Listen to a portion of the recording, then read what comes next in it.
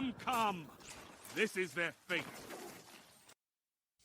All right. Welcome back to the House of Wolves podcast.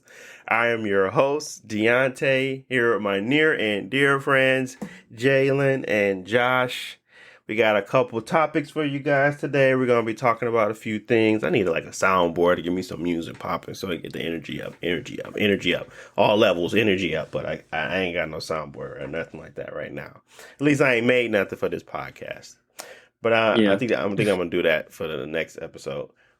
Anywho's, before we get started, as usual, like I said, we got some topics. Even though it was a slow week this week. Honestly, I mean, we have plenty of stuff from last week we could talk about, but this week was a little bit slower.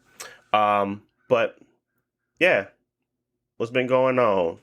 Let's go. Let's go, Jalen first. Switch it up. Everything been straight. I know I said last week I had put down that Emerald Kaizo game, and I picked it back up, bro. I'm going to beat the Elite Four and keep it pushing. But other than that, though,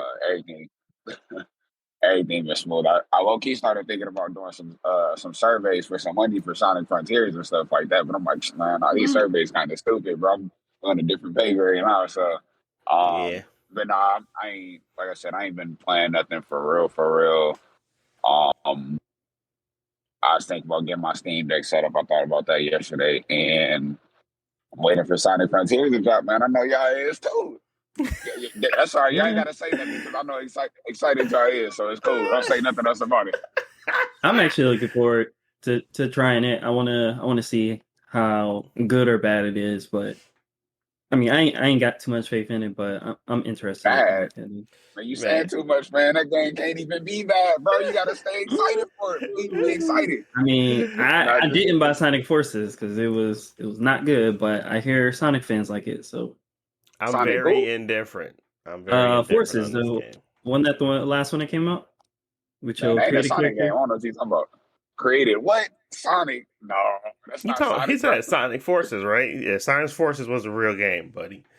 Don't try to throw that on the rug. Wasn't that like a year ago? with the grapple hook? No, that ain't a game, bro. That was a demo. Don't even get me started on Sonic Boom, Rise of the Lyric. Yeah, yeah. Nah, that couldn't be a Sonic game. The last Sonic game came out was like Sonic Adventure 2 or Sonic Generations. That's the last one, bro. The other ones ain't them not games.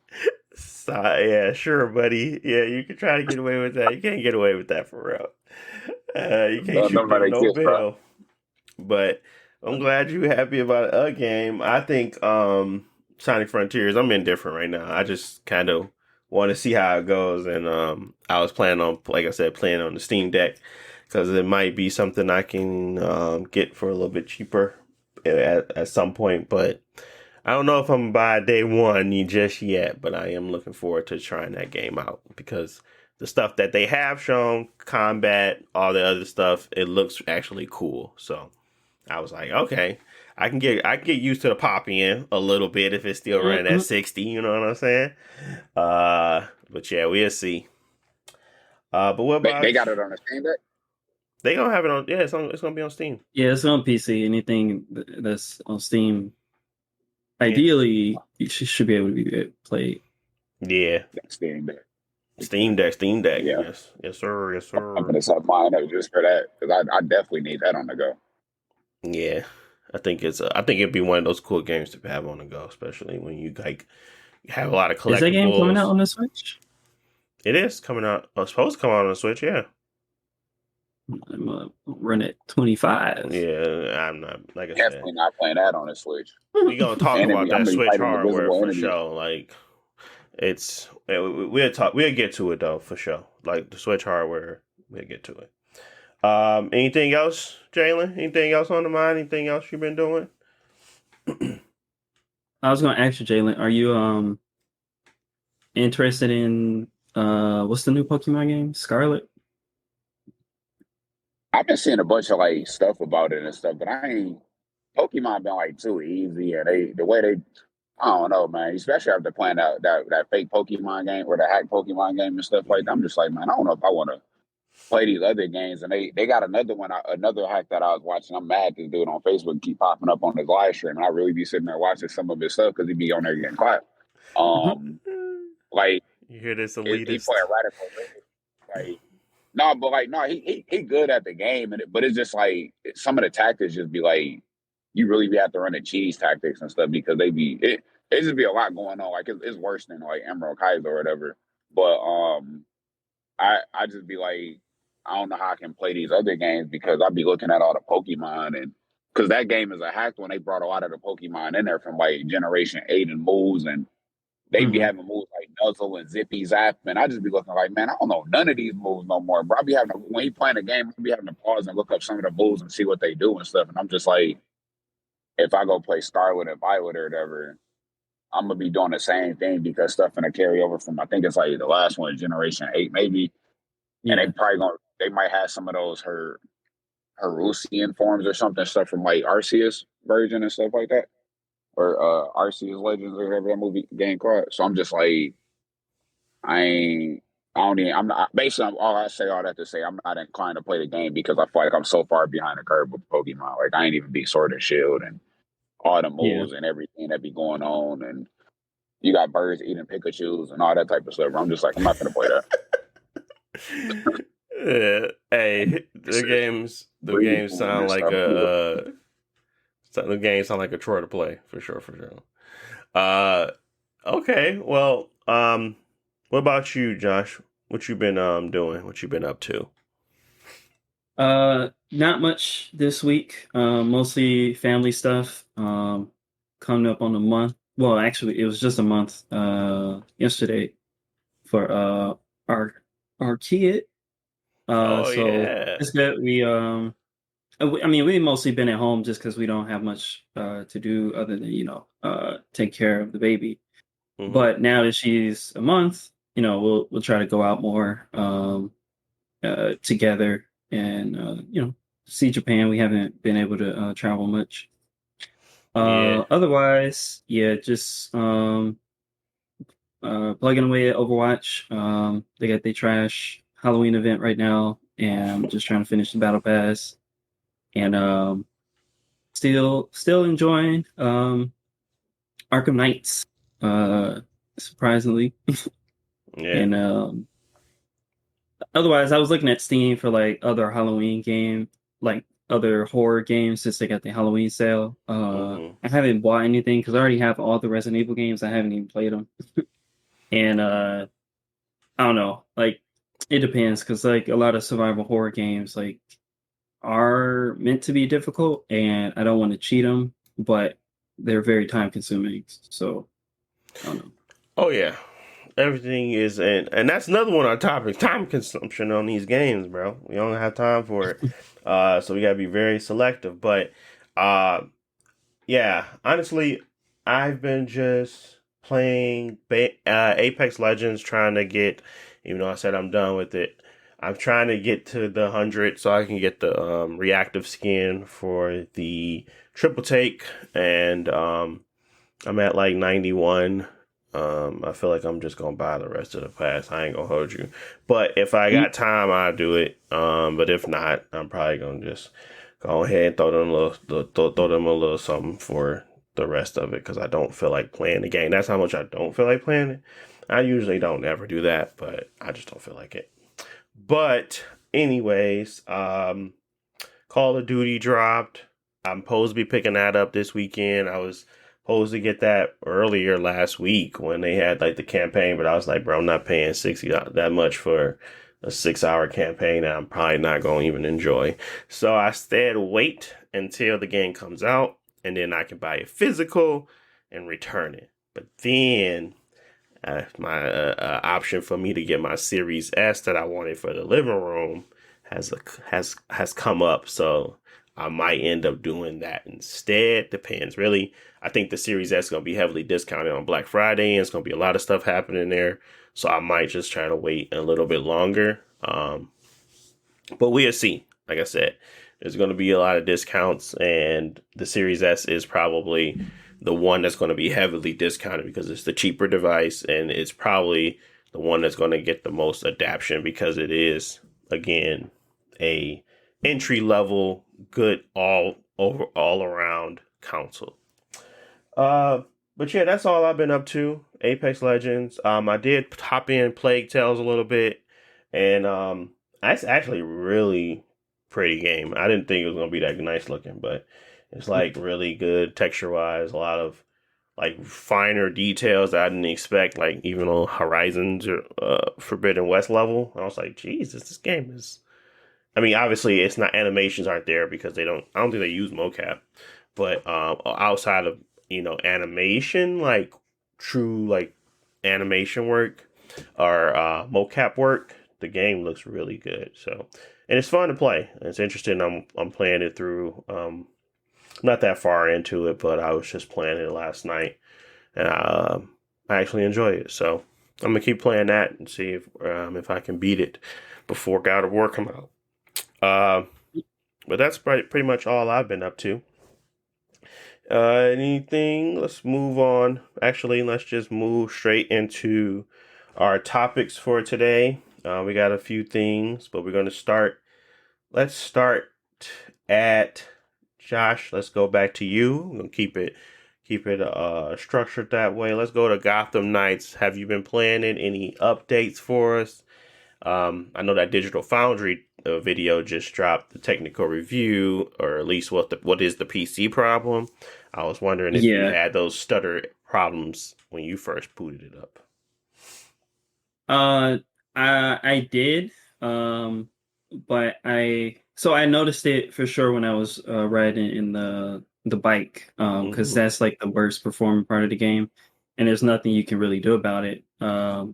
So that came up. The main thing is like I have a pretty decent PC, so I can get 60 FPS even with the ray tracing on. But the thing that you can't get around is whenever you're traveling in the open world, at some point it has to load the next part of the city, and that is going to cause a hitch and drop your frame rate to like half of what it is. And that's unavoidable. Even if you like, for me, even if I turn the ray tracing off, I turn all the settings to lowest and stuff like that. And so Digital Foundry did a good breakdown of why that is. And that's good to know at least, because I feel like my PC is fine, but when I played on the Steam Deck, like the performance is not like really where I want it to be. Like at least trying to get it like mostly 30, and it's not hitting that. And it seems like there's not much you can do on the PC user side, because you can make a lot of tweaks and stuff and try to like push the system to do it. But for the Steam Deck, at least, that's not going to change until the developers patch it. They've did their little comment and they said, we got PC performance issues. We're going to be working on it. But who knows how long that will take, or if it will ever actually be fixed. The second part is, though, since I am playing it on PC, mods for the game have been coming out, which I was surprised because like they came out like the day after the game came out, and they're actually pretty interesting ones. Like one that I got was like it improves all of the rain in the game. Like there's more rain, there's more fog, all of the surfaces look better. And there was another graphics one that I'm forgetting, but like the rain one is like a really, really good one, because like originally Digital Foundry compared it to Arkham Knight, which had really good rain and really good water effects and stuff like that. And so this is not at the same level as like Arkham Knight, but it puts it at a much closer to it, and it makes the game look a lot nicer. Because at least if it's performing badly, it should at least look good. Right. But yeah. Other than that, like I've just been playing it, running around. It's like for me, turn off my brain, do a couple crimes, and then when I want to do the story missions have been pretty good. I like because like I compared it to the Avengers. I know it's not like a fully online game, stuff like that, but the Avengers, like every story mission felt like filler. There was no like story content. The characters didn't really do much. It was just, go here, unlock this safe, get the item, and leave. And it was not very interesting, even though they had like high quality cutscenes. Gotcha. But this at least it feels like each story mission, like with Harley Quinn, you're gonna see a lot of Harley Quinn. You're gonna hear about what she's doing, what she's been up to, stuff like that. And it's at least more interesting on that level where you can see all the same Batman villains and stuff that you're interested in. So have you hit the grind yet at all, or no? Like, what's that grind feel like right now? Is it like, have you hit a hard stop wall, kind of like where you have to go out and do any extra missions on the side, or have you been kind of just playing it naturally and being able to progress through everything without hitting a hard stop? So I'm doing it naturally, but since I'm used to open world games, I know that you should kind of do as much side content as possible and then move on to the story stuff. Because if you push through the story, you're gonna hit a wall. And like for example, Harley Quinn, I did her second quest, and I was at level 10, and then on my quest list, the next one was level 18. It was like, oh, I know if I jump right into it, then I'm gonna have trouble because the enemies are gonna be bullet sponges. Or punch sponge, whatever you want to call it. But I wasn't planning on going directly into it. I wanted to go around, meet the new NPCs that popped up in the world, do new quests and stuff like that. So I haven't run into it. But one thing that I do know is that the main story, is about the Court of Owls, which are kind of like, a secret society of like ninjas or whatever in the Batman world. Right. But I know that those enemy types, like I've seen people complain about them, like they're like you got to use elemental attacks and they dodge a lot and stuff like that. So I'm kind of avoiding pushing that like story quest because I don't want to unlock them yet until like I'm ready. So yeah, there is a grind. I'm trying to play it smartly. Ideally, you wouldn't have to worry about that at all. You just play the game however you want. But since I know it is a grind, I'm trying to prepare myself for it. Okay. So if you had to do a review in progress, no different than like. What would you rate it between on a scale of 1 to 10, review in progress style? I don't know. I think the content of the game, like I'm not gonna compare it to like Spider-Man or something like that. It's more akin to like Avengers or like Destiny. Avengers I would have gave it like a 5. This I would say like a 7. But the performance of like the PC version or the console version will probably drop it down lower. Gotcha. But yeah. So it is a step up in the right direction than the Avenger standard. It's more of the technical issues bogging it down. So if it was no technical issues, it'll probably be like a B game, like a B plus, something like that. Yeah. Okay, well I can get behind that. Like I said, when patches and stuff like that, maybe it's something I play. Maybe they have better content later on. One thing I want to mention, because you mentioned animations. Yeah. Like you probably seen the videos, but like the animations in the game are my favorite part because you sneak around, you take down enemies and stuff like that. But this game has like I feel like 50 different like variations for each character. For like different takedowns. Oh. Yeah, and they're all like really good. Like you'll drop down on them, throw them on the ground, and then it'd be like, the Batman games used to do slow motion before you knock them out. But it actually looks really, really polished. And it's like my favorite thing about sneaking around and knocking out people because how well they did on all the animations. Nice. Yeah. I mean, that speaks that they had some people. I just think that they really screwed up the technical part of the game, and which caused it to get a bad reaction, and now it's kind of in this weird space. But I hope that with updates, the grind becomes lessened, or at least it's more of a worthy path, like kind of like how Cyberpunk redid their system.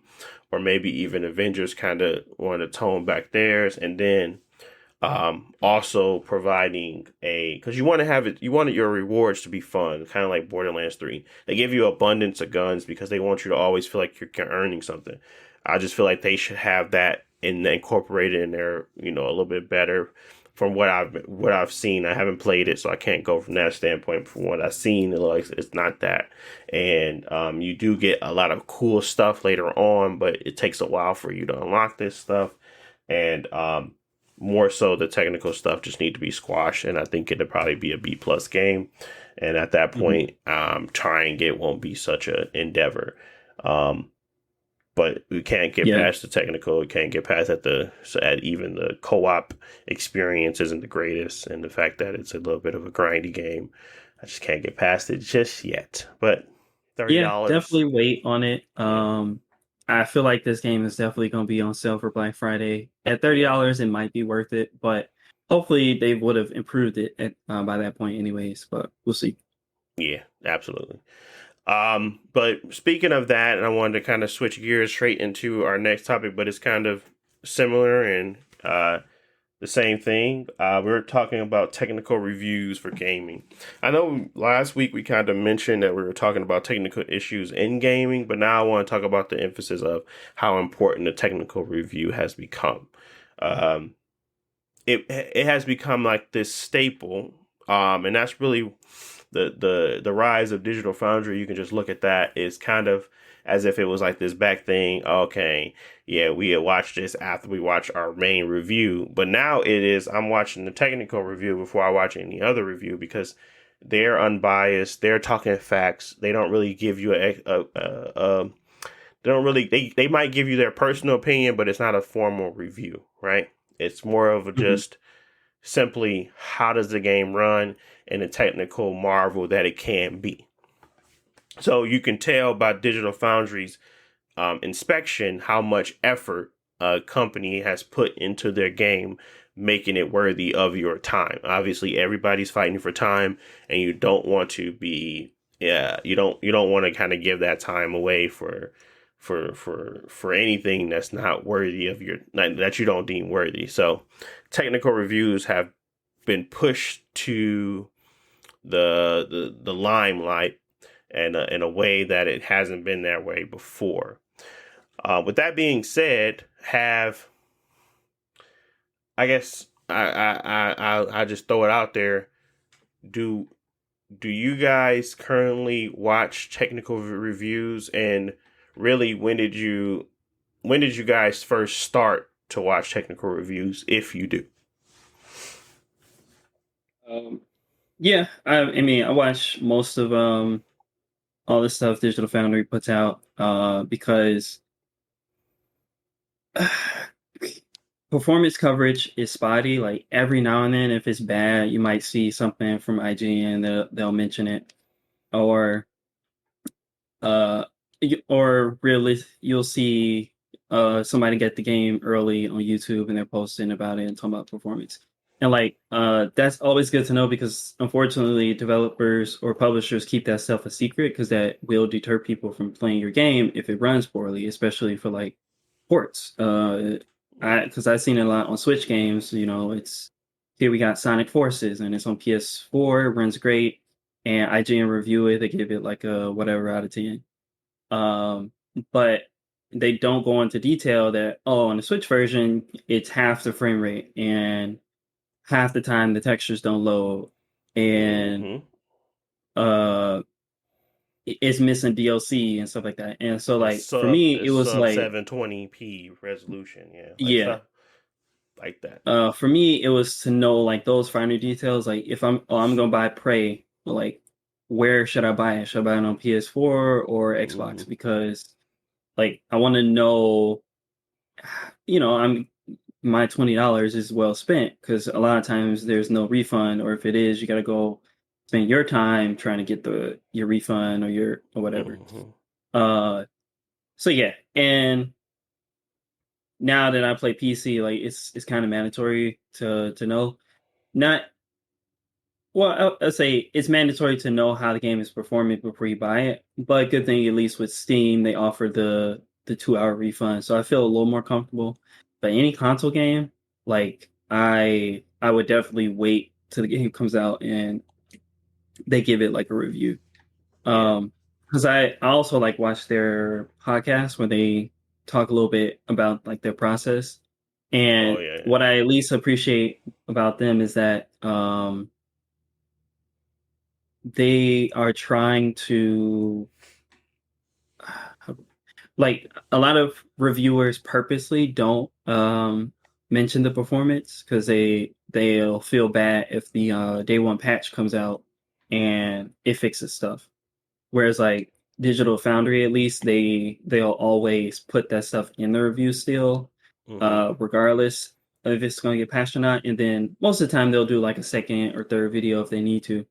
But I appreciate that at least because you can't always rely on a day one patch. And yeah, day I one feel like patches don't fix anything, and the fact that they will even delay their review to kind of make sure that they get all the information impossible is kind of cool too. I think they did that recently with Uncharted, with the Uncharted review that they did, or at least the technical review that they did. They had to wait for the day one patch. It fixed a few things, but it didn't fix everything, and they were gonna basically rag on it more than they did. But that is now the norm, and I think companies do that on purpose now because they want that first week of sales to still go as well as possible. But at the same time, I think us as consumers have become conditioned to just wait because it doesn't make sense to buy it day one unless you're just those, fanatic fans. Obviously, they don't want to deter those people, but I don't like the practice of lying and hiding things to try to make sure your game becomes popular or is bought and becomes popular. Like that Uncharted game that they launched, it was probably one of the worst selling ones based off of Steam play hours, or Steam peak gaming, or people that was actually playing the game. It was like the worst launch, like God of War, all of the other ones, Days Gone. Everything else was better, but obviously the Uncharted collection is like a very old game. If people wanted to play it, they probably would have played it already. But at the same time, you could say the same thing for God of War. But yeah, I mean, I think technical reviews have a significant impact now, and I think they know it.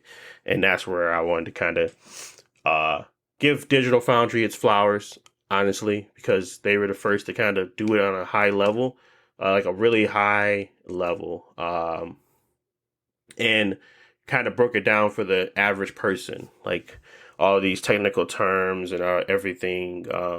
Like it's just something that you can go in, you can be educated, learn something, and make a better decision. And I appreciate them for doing that. Obviously, then there has become like news outlets are starting to pick up on that this is content that people want to see. So you saw IGN go with and I keep forgetting his name. He was a YouTuber before. They went with him and they were trying, and they now have an arm for technical reviews. So not just a standard review, they're actually doing a technical analysis on the game. So obviously it's important and it's significant enough for you to build that out in your news coverage. So I just want to give them a little appreciate you because I think it's really important. And as we go on and move forward, now that we're kind of getting into the part of the generation where we're only going to be dealing with new gen, it's going to get worse, or worse as in like the hide, because everybody thought that these consoles weren't going to be able to do anything through the Gotham Knights. But if you watch those videos, that will prove you wrong, that some games will be able to run at 60. I'm not saying all games, but Gotham Knights it's definitely not the benchmark. So it's just nice to have that additional coverage that you don't really get anywhere else. I don't see it anywhere else. I mean, I don't see it in that level just yet. I mean, I'm pretty sure there's people out there doing analysis and things like that. But on that high of a level, with the type of content that they put out at that pedigree, it's very, very few. So, yeah. Technical reviews, though. Is there something to be said about the favoritism. Like, do you sometimes feel as if you know when they have a good partnership with a brand or a company? Or do you kind of feel like they always have been this unbiased conversation? I'm not saying that Digital Foundry in itself, but I feel like sometimes some people that even have like small reviews, they will minimize the impact of the technical aspect of it because they might have a relationship or they want to hold a relationship or it's not as bad for them in their opinion. But I know when it comes to technical reviews, you're supposed to be a little bit more unbiased and really focused solely on the facts. So is there something to be said there, or do you not feel that at all? I mean, I think I can see that happening. I don't feel it as much with Digital Foundry, maybe specific reviewers there, but I think generally, they try to be objective, like this is how the frame rate runs, this is the comparison between the settings, and so that at least you have the objective data to support it. And then when they go on to their own personal opinions, like, oh, I don't like the motion blur in this game, and stuff like that, or Forza does motion blur better than Gran Turismo, stuff like that. Like when they make those statements, they have some data to back it up. So if I want to, believe it or not, that's up to me. But at least it's not just like completely just like their opinion. But yeah, with technical stuff, a lot of it does come down to preference because, like, some people don't want to play the game at 60 FPS. It has to be 140 or whatever. And like at that point, that's personal opinion. It's not objective. Right. But so far, I think Digital Foundry has been okay. But I can see it with like other sites that, not to rag on IGN, but of course they're kind of like the biggest and they have a lot of relationships with these publishers, and at some point they have to play like fair ball with them to like not dog Sony out when they drop God of War and it doesn't run the best. For example. So that's that there, but I don't know. So is there anything that you've not seen really widespread? No, that's where I kind of wanted to just position the question because I don't see it right now, and if it is there, they're kind of like it's like a disclaimer, right? They like actually say, "This is my opinion. I think it's a fantastic game. I." It's like not like it's not more of a. This is a statement. You mentioned it. What did IGN give Elden Ring? Went like a 9.5 or something like that. I think it was like I thought it was almost a 10 on that one, but it could have been. Yeah, 9. I'm pretty sure. Like my memory's foggy, but I'm pretty sure that they praised the game. They talked big up the game. They did not talk much at all about the technical issues. Yeah. And for me, like it was fine. Like I had a VR display and stuff like that. But Elden Ring does have like really bad technical issues, and like definitely enough to drop a whole point off the game. So if they gave the game a 10, it's not a 10 on any platform based on its performance. Like, I feel like you got to drop it down to a 9 because it doesn't run well. You can say like personal preference, like it didn't run that bad for me, but at least acknowledge like, yeah, the game is in the 40s a lot of time, and there's nothing you can do about it. Do you think that technical information should be on the game review itself? Because it is embodying the whole game, but I guess, do you think it should be separate or it should be there? Like, that should be taken into account on the game review?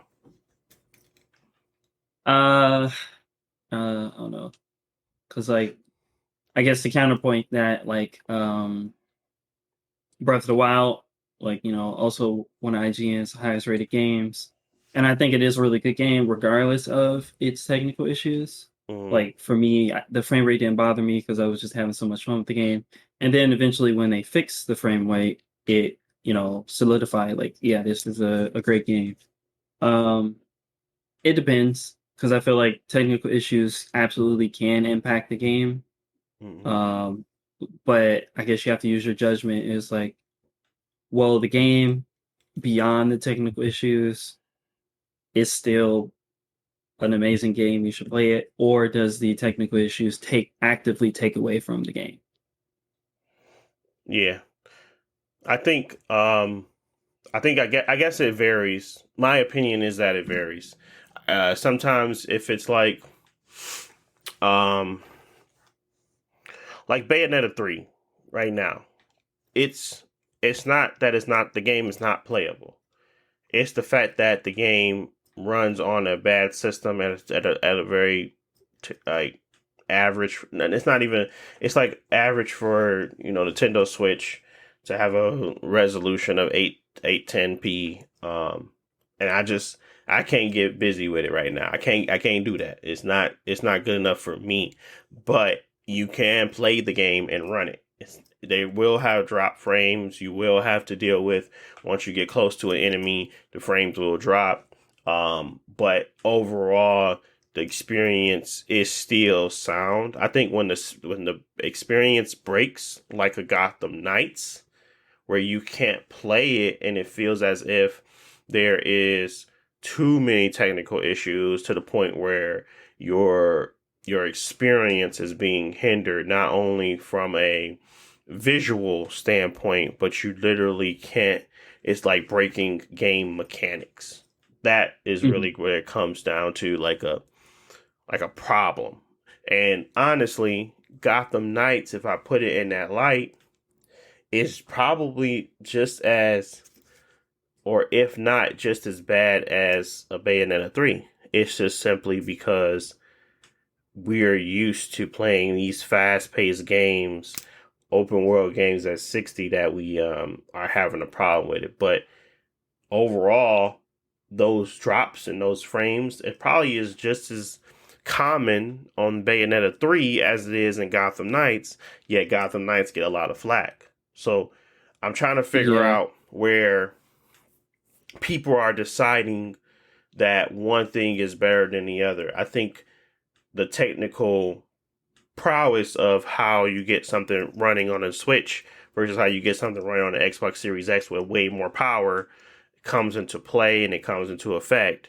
But in reality, those games have the same exact issues. It's just that one is more fun than the other. Like, the fun of the game makes it okay. And that's where I kind of felt like they have to be more. And I think Digital Foundry, like I said, I'm not saying that they're not. I'm just saying that, and we're going to move on because we're going a little far. But I'm just saying that it's in itself is something that we could probably have a better, more vivid discussion about, because that is truly the difference. One game is fun, one game is mediocre. So, and that's all subjective too. So, really, where is the hate coming from? I have to know, because Bayonetta didn't said nothing about their performance. Put it out, people love it, and that's what encourages these other companies to do the same. Because if they hide it and it's a good game, then nobody cares. But if they hide it and it's a bad game, then everyone cares.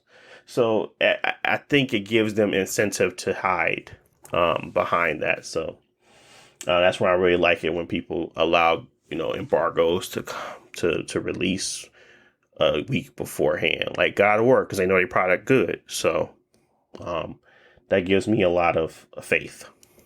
Anything before we move on, Jalen? Got like 2 minutes before we gotta move to the next one. Yeah, hopefully that Sonic run well. Yeah, JBZ, you on the road again? While JBZ's on the road to his next destination, he might be having some technical issues. So we're gonna keep it pushing. We're gonna go next to which technical reviews, kind of same thing. It's kind of going into another topic about it, but it's really not the same. but it ties into everything we've been talking about already. And that's just having the time to play games, like managing it, putting emphasis on the games that you really gonna want to play, and not just throwing anything at the wall because your time no longer allows you to. And that's a part of growing up, of course, but some people have more time than others, so they can shoot bail for games more than others. But truly, when you get to a place where your schedule is made for you before you know it, you have to kind of start to be very selective on the types of games you play.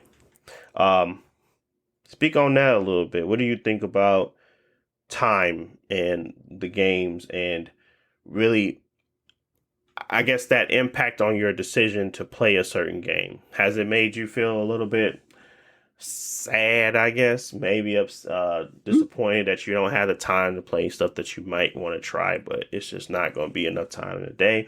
Or have you always kept that same energy around those types of games where you're very selective on what you wanted to play anyway?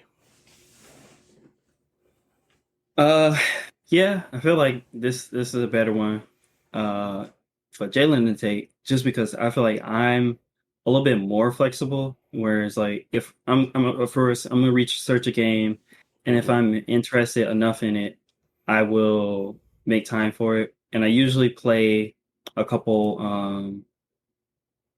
different games at the same time, but I try to manage my time between them equally so I can like finish them in like reasonable amount of time. So I actually have I have very few games that I start that I don't finish. Because if it's something I'm iffy about, I'm not even gonna try it. So for example, Destiny had their last season, and I heard like, pretty decent impressions from Destiny players, and like, all right, is this a good chance to jump in, try it out? And for me, I decided it's not, because with my experience with Destiny is that it doesn't respect my time. And there are a lot of games that don't respect your time, like Multiverses. This is a game that I like, but it doesn't respect my time as far as like the battle pass, and it's like asking double of what other games are asking for like time investment wise. So I'm not even going to touch it until they figure it out. So yeah, I think you have to be selective, especially with online games. I feel like online games are worse when it comes to time commitment than single player games, because single player games do have a like actual end, and it's pretty reasonable. Sometimes a game, it could have been like 2-3 hours shorter, but it's at least quantitative. Whereas like Destiny, it's never ending, and because they want you to like spend as much time on the game as possible, I feel like the game is actively working against you to be able to play it optimally. And that's something I don't like. Yeah, and maybe Destiny is not the best example. It's just that's my experience with it in the past. But like, yeah, right. A lot of online games, that's how they treat you. What was your favorite game, I guess, to play over the last 20 years or 10 years, even 5 years? Like, well, I'm trying to think of like the games that I truly enjoyed, right? And I'm trying to think of whether or not those games were very much similar in style or if they were varied. Because I want to get to a point where we're kind of having a conversation around the impact of being selective with gaming and not having the ability to just try new things, and how it's been conditioning developers to create very similar formats of gaming that can become where we all feel like we have a million games to play, but we only want to play like 2 of them. Because they follow a similar format that maybe the others do not. And I dropped my thingy, so let me get that. And put it back on. But that's where I want to get to. I want to get to that conversation. So, I mean, if you can think about it, I don't like going to the 10 out of 10 list or like best reviewed games, but the games that I truly enjoyed were very they were formulas. Outside of Final Fantasy, I feel like they had like a lot of similarities to other games that I really enjoy, like Witcher 3, then going into Zelda. These games were open, free form. You can kind of create your own path. Minecraft, like these create your own Destiny type games, create your own style of play. They are they all kind of um they gave you freedom, but they didn't at the same time. Where it was like restrictive in some places, but it was a lot of games that kind of came out over this time period that I'm kind of trying to rushing back to my head as games that I was like, I love playing this game. I love playing this game. I love playing this game. They all have some sort of open worldness. They all have some type of freedom to run around and do things that you like. But at the same time, everyone's trying to copy it, and it causes the market to become saturated, and you no longer have the time to push through the muffle to get to the games that are truly good versus not. And that's my thought process behind the whole. Yes, I have to be more selective, but it also creates a gaming. It creates a field of games that look very similar to me. Mm-hmm. And I mean, and that could be just my take. I don't know. I'm just kind of talking out loud about what does that impact of, having not having time and being very selective have on the conditions of the gaming community, gaming market, and developers in itself. I think, it would be a good conversation. I think at least there is a incentive for each type of genre to find a way to like hook people. Because I won't say my favorite games, but I'll say the games that I spent the most time on, like over the last generation or so, have a lot of similarities, and those are usually like Monster Hunter, Final Fantasy 14, Warframe, in which I play a lot of games like Destiny, and I put a lot of time in it, but then I fall off of those because they don't have what I'm personally looking for, which is like clear rewards and objectives on how to get it. Like if you want, this sword, you go kill this dragon, take the thing to this person, and do this, and you have it. Whereas a lot of other games, like there's randomness to it, or you got to redo the thing like 20 times before you get it. That I don't enjoy as much, but the games that I do gravitate towards, like the ones I mentioned, they do follow a formula where the objectives and how to get them are clear. So because of that, I can spend like hundreds or thousands of hours in those games because I feel like I'm always progressing in a positive way and getting what I want. And it's not like time wasted. And I don't think that works for every game. But a lot of games in those genres where it's like maybe you're fighting bosses or stuff like that, they follow that similar formula, or they try to, because it just works. And everything has an RPG element, everything has a role playing element, and everything has like some form of way that you feel like you can impact the world, even though it's cookie cutter at some points where like some games do it really good and then others just dilute it to the point where doesn't matter what you say or do.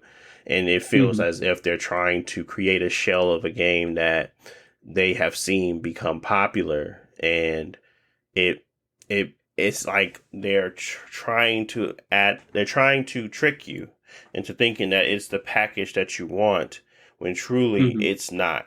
Because and then everyone loses focus, and now we no longer have those unique games like EA Big or arcade type games. Everybody is trying to build an RPG or something that has those shells of other games that were super popular and did very well, they're trying to now incorporate that into their game. And we're left with games that are pretenders and very much so not completely well thought out or done. When you like, well, what happens to story games? And people feel like that's like it's like a buzzword. What happened to story games? Nothing happened to story games. It is what we have been conditioned to kind of, interact with. We want these certain elements to be available. And if these available elements aren't there, we kind of write it off. So, there's a lot to go into that, but that's really what I was kind of talking about. It's like time is creating a worse, field for games, obviously. But then there is the other stuff that kind of impacts that, where people find, they're just looking who did something this way, and we're not giving them the grace to kind of try different things. And that's where I really like, obviously there is things that out there that they're trying to combat that, like Xbox Game Pass. Everybody can subscribe to it, and you get a plethora of games, all varied, and you don't have to just wait for this formula to come out. You can try something different if you have the time. It's just finding the time now. It's like finding the time and creating a good way to kind of weed through it all. That might be something I do. I don't know, because it just seems as if there is not a really good source to go to right now to find unique experiences outside of just, searching on your own. A lot of stuff don't get bubbled up to the top. There's just too much out there. It's too much. So, but we'll see, I think I want to leave it there because for time's sake, unless I think JBZ is still driving. So I'm not sure if he's going to chime in on this one, but, if he does, I'll just cut it. But yeah, I guess some more focused topics outside of that. Anything before we move on, Josh, that you wanted to say on that? Lasting words? No. I mean, if you like a game, you'll make time for it. But I just don't like games exploiting that. Like the multiverses, I was just gonna say, like that's the game I'm most disappointed in. Yeah, just because they kind of like a formula, took the fun out of it. Yeah, that took the fun out of it a lot, because it was truly one of those games that we were all excited to play daily. And it's not that the game isn't fun anymore, and they are still updating it. It's just that you have to have some incentive to play it, and the incentive being to just jump on daily to finish the matches, and you barely get rewarded for it. It doesn't feel good to play. It just feels as if you're wasting your time. It has to have some type of incentive loop, some type of something that will allow you to feel good that your time is being spent there. And right now it just doesn't have it. So, but that is another thing, like I said, because we have been conditioned to think that we need to be rewarded in that way and that the battle pass should be there. Maybe they didn't even want to have a battle pass. Maybe they wanted that game to be $60. And they just didn't care about any of these aspects because they just knew that they had a good formula on their hand. We're forcing them to go into a mode that they may not even be interested in, but because this is the norm, they have to, especially when it comes to free to play games. So, yeah, it's just a lot, it's a lot to dissect, but overall, we still want certain things to be in place in multiverses. Shooting them bail ain't gonna save it. We just need to, get better at our expectation setting and really enjoying the game for what it is. That's why I don't like everything about Apex Legends is hitting all the cylinders that I like, and yet I'm still bored. It's the same thing, It's like there is a such thing as burnout, but there is also a such thing as just becoming less and less enthused by the things that you used to chase. So, yeah. I mean, real quick, like that to your point of, I guess I can't say to your point, but if they don't want to make the game $60 and stuff like that, I still feel like to some capacity they should be courteous at time, whether they try to set like some type of like, my bad for all the background. If they set some type of like marker, like you should be here, like even if it's just something like you complete a battle pass in like 50 hours or something like that. I mean, it's just kind of, it's just one of them things like what Josh was saying, you don't feel rewarded when you playing multiverses versus when you playing a different game. I just feel like, I don't know, I just feel like some of that stuff ain't cool when it's like a detractor and stuff. I know you say you get tired of Apex, you might just go ahead and pay the rest of the money to complete the battle pass. I just feel like to some capacity, it should be some form of, they shouldn't have to spend $100 to complete this battle pass. Like they shouldn't have to spend 50 because this game doing X, Y, and Z. I mean, of course, you can always get into like playtime and how much you actually in game with the, you know what I'm saying, all that type of stuff. But Yeah. at bare minimum, they should have some type of, I don't want to say benchmark, but like, hey, we got to try something different because like people not completing this battle pass and you know, I don't know. It's like I said, it's a lot of battle passes out there and stuff like that, and they might just be conforming with the market because, like you said, they might want the game to be really $60 or something like that. Shoot, might even 70. But I mean, you know, that's just my standpoint, though.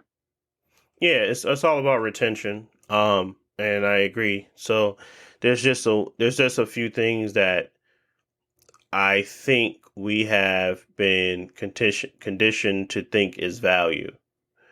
When truly it cannot be. Sometimes it can't. It's not.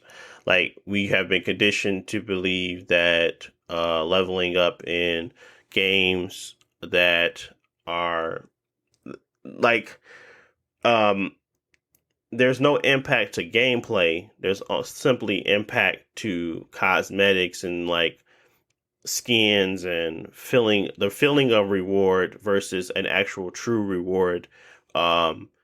It has become convoluted. So even if their battle pass was amazing and the level of leveling up was great, they have to either combat boredom quicker or they have to combat the feeling of frustration of not being rewarded. There's like this weird balancing act and everybody is failing, in my opinion, at it. So regardless of what their problem was going to be, it was going to be a problem. It's no longer it's no longer to the point where these games are fulfilling the needs that we are desiring right now. They're not fulfilling the need at this point. Even though we can pretend like they are if they have these check boxes, but they aren't, because at least I'm not talking about everybody. I'm talking about us three. We have dropped off a lot of things, and we have stopped playing a lot of things over the last 2 to 3 years. And it's not because we don't like games. It's just more so about what we have become accustomed to and what we find actually fun. Like games that have come out that were mechanically fun, we played. But then the other stuff started coming in, and we was like, well, why is this not the same? Or why is this not working like this? Why is it not like this experience over here? When truly we should just be playing, is the game still fun? Yeah, the game is still fun, but because we have these things that check boxes in our mind that have to be hit, it kind of creates that narrative that this isn't good enough to play. But in all reality, it could be. It's just more so it needs more time to be spaced out, and characters need to be in there. Like the variety, we know a good game from a bad game easy, right? It's not like it's hard to tell. So Overwatch 2 is a prime example, and I'm gonna leave it at that because we got to move on. Prime Overwatch 2, Overwatch 1, I was not interested in it. Overwatch 2, I'm very much interested in it. Has more variety, has more characters, have more things to shake up the meta, but they need more health support. That's like one of the biggest things that they're dealing with right now. They need more health people. So the problems never they had the problems they went away, but a problem is a problem regardless. Their problems are still going to come, and once they resolve all of those issues, then you have a polished game. There is no reason why Overwatch 1 shouldn't have the same player base as Overwatch 2, but simply the difference in the mechanics and how they actually market the game, free to play versus 60. That's the difference. It's really just, it's that simple. It's like anyways, that I don't want to spend too much time on it. I think we got our point across. I don't want to confuse people. Let's move on. The last thing I want to talk about is Xbox Game Pass. Well, Xbox had the opportunity to to get Genshin Impact. Genshin Impact is a free to play game, isn't it right, Josh? It's free to play, right? Yeah. So it's a free to play Breath of the Wild clone. Yeah, I mean, all of our topics kind of fell right into each other, which is crazy to me. But Genshin Impact is one of those games where it's on a lot of platforms. It's a mobile game too, and it has these formulaic ideas and tropes behind it that people enjoy. Is there loot boxes, or is it like pay to win, pay skins? I think it's loot boxes. I think you actually do get it's gems in the game. Every quest you beat, well, not every quest, but every big story quest you beat, it gives you like some gems. The gems can be used to buy, I forget what they call it, but basically loot boxes, and loot boxes sometimes have weapons or characters in them. And let's say you get a character that you like, you get the newest character that came out, the character's at level 1. To level up that character and unlock their other abilities, like their other passives and their other abilities, you have to unlock another version of that same character in a different loot box. So the whole loop is go out, do missions, get gems, buy a loot box. Oh, it's not the character that you want, and do it again. And the whole point is that you have to get your characters to level, like you have to get that character 5 times to unlock all that character's abilities, and then to do the in-game meta stuff. Because without it, your level 1 character can't do the in-game meta stuff. So that's the whole point. They keep making characters that people like. They like the art style, or they like their personality, or whatever. And I would say graphically, it is pretty like flashy with all the moves and stuff. But it is kind of a it is gambling at the end of the day. It is pay to win gambling. Yeah. So I think a lot of people, when they first came out, was like, you'll have a lot of fun for the first 40 hours because it has a lot of system and mechanics that are very sound. But then after that, it's like pay to win. You have to do certain things to get into the end game. And that's where it's going to bog you down and slow you down. And that is where, these games kind of break for me, where they add in the additional things. Like Genshin Impact was probably just a tell of a rise until they put all the gambling stuff in it. And then they became this. And then, I mean, obviously this is massively popular. I'm not going to crap on something I never played or have jumped into, but from the style, artistically, and everything I'm looking at, this is Tales of Arise to me. Maybe Tales of Arise is a little bit more mechanically sound, but overall, it seems as if this is one of those action RPGs where you run around and you do quests and you gain money and you kind of beat a story, and you kind of get these characters and you understand the lore a little bit more. So, but anyway, the whole topic of this was that Xbox was going to buy it. Do we think that this was a miss, or do we actually think that like no one, it doesn't really matter? Like Genshin Impact is only on the PlayStation, right? Or is it PlayStation, PC, and mobile? Okay, PlayStation, PC, and mobile. It has not come to the Xbox, nor has it come to the Switch. I'm trying to look up Genshin Impact's player base. I wonder where their player. It's a Chinese company. So they have about 63 million average monthly players. Woo!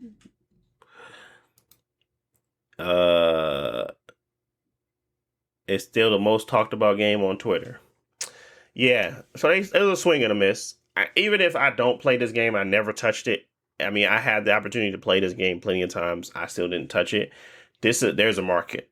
There's a market for it. I don't know how much money PlayStation has made, but based off these average numbers of people, yeah, Xbox took a L by not taking advantage of it. Yeah. From a business sense, they missed out on it because it is a whale, like a whales game, and they'll just make loads and loads of money every month when they drop a new character or whatever.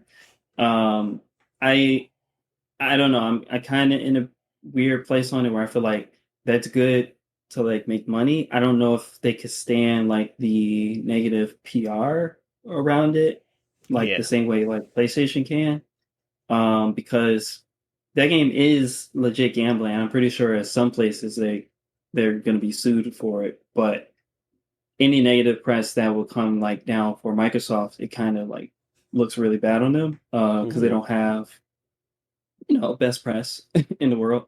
But at the same time, the actual game that they're playing, I would also say I didn't miss much because there's not much quality content there, I would say.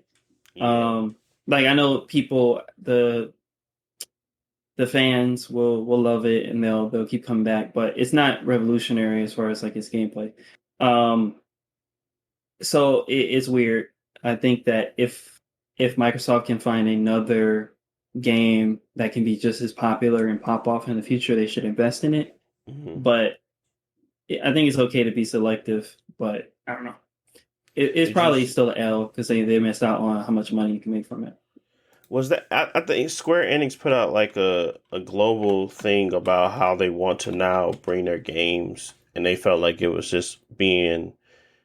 I don't know if the tweet was real. Basically, I'm trying to figure out. Basically, they were talking about how they are, and it's not that they regret, but they have focused on the Japan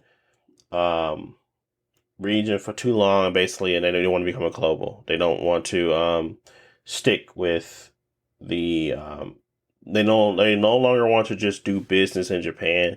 They want to become global, and meaning that basically, I felt like my understanding was that they were basically keeping all their good games stuck on the PlayStation, and they're probably going to try to release more games on the Xbox now, or on other consoles and other platforms like mobile and stuff like that.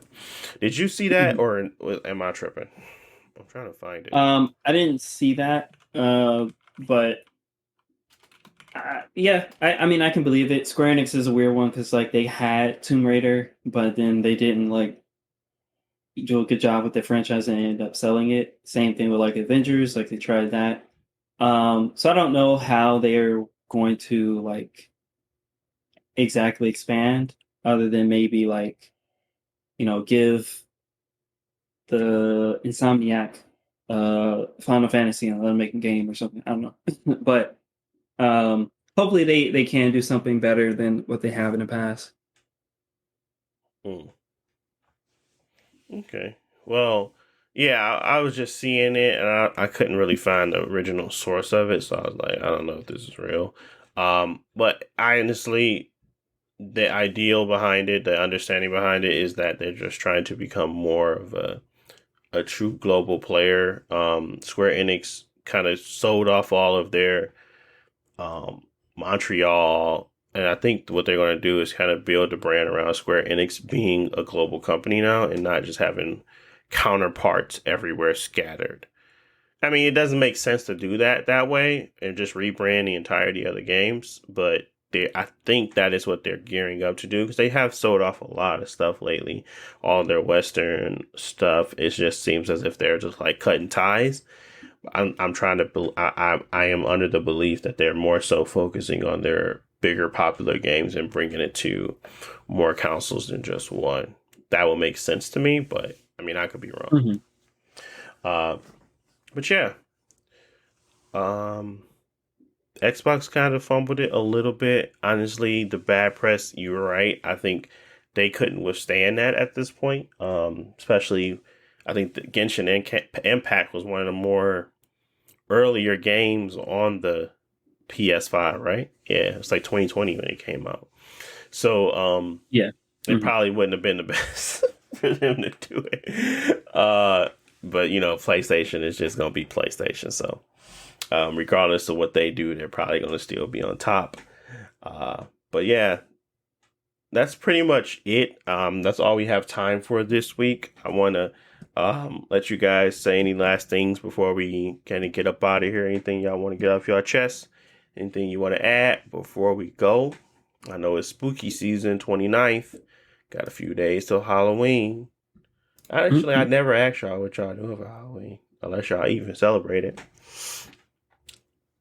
I know I'm going to. No, I don't have any plans here. You ain't gonna make her. You ain't gonna dress her up as a pumpkin?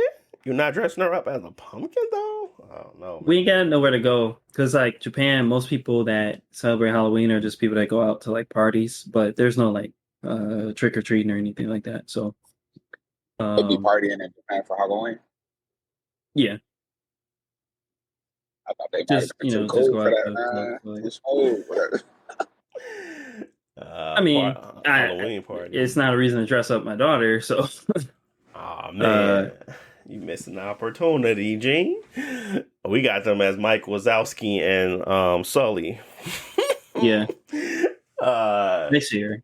Yeah. I was gonna. I want to buy some devil horns for my dog and walk around with them, but hey, I do that next year. I'm here. I want to see him. Okay.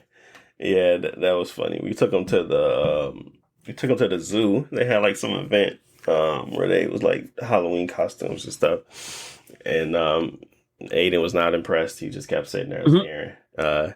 And the goats didn't impress him. The tiger didn't impress him. He's just like, man, what is all this? I think he was getting like information overload. But yeah, it was fun. But okay. Well, I don't really got much else. I want to thank you guys for listening. If you got to this part of the show, you the real OG.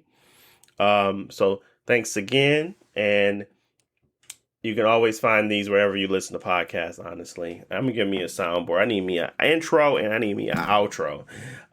So I can go ahead and so I can really start getting busy up here. But again, thank you guys for listening. And we will talk to you guys in the next one. Was that next week? Yeah, next week. Peace.